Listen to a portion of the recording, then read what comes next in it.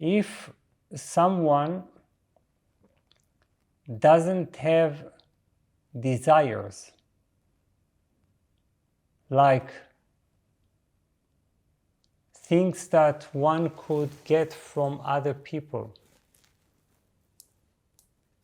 and when that person walks in the street looking at people, there is not that kind of categorization based on how people are to that person. Then naturally this kind of activity is hardly existent, because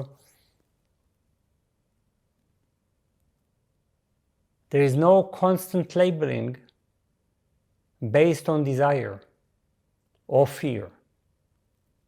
That's what labeling is driven by, or making ourselves more special, right? That's something that people are really obsessed about. They look at people and they think this person is like this person is like that, this person is like this, and it's only because they keep wanting to feel how special they are, how rightful they are, how wonderful their way of life is, and how they get it and nobody else gets it. Or they look at people and they think this is attractive. I'd like to have sex with this person. I'd like to appropriate this person, at least for a while. This person looks hostile, looks dangerous, evokes in me resentment, hatred. Sometimes it's because they belong to a certain nation, because they have a certain skin color. So if you have understood and uprooted the causes of evaluation and categorization, you will have none of that, basically.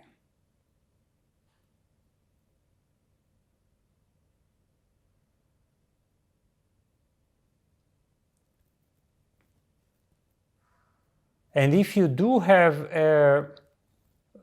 from time to time a critical view of someone, it would be not something you would take very seriously, because you will remind yourself, you will remember that your critical view is extremely relative, and therefore is essentially absolutely nonsense.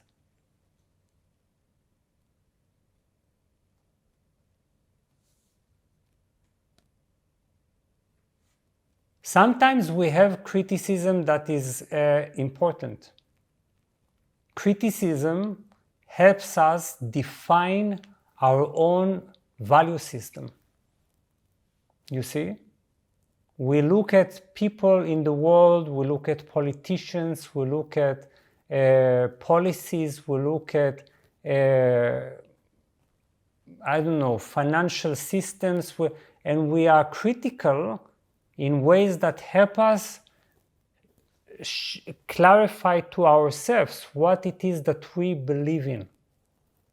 This is something that everyone needs to go through. But we also need to remember that these are just perspectives.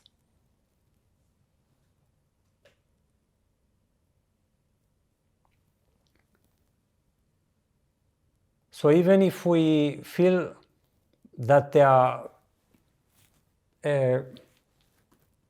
that our judgment is pretty intelligent, it is still relative. So this kind of activity I would keep, but without thinking that we can see things with absolute vision, because there's no such thing. every perspective, every criticism is relative, is conditioned, it's fragmented. So we never see things as they are when we criticize.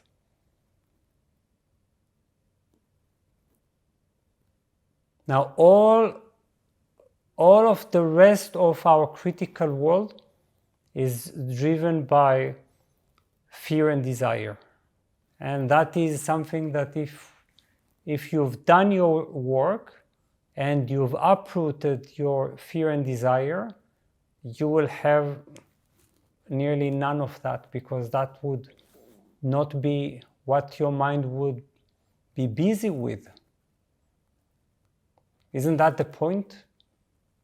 To be less and less busy doing things that are completely unimportant.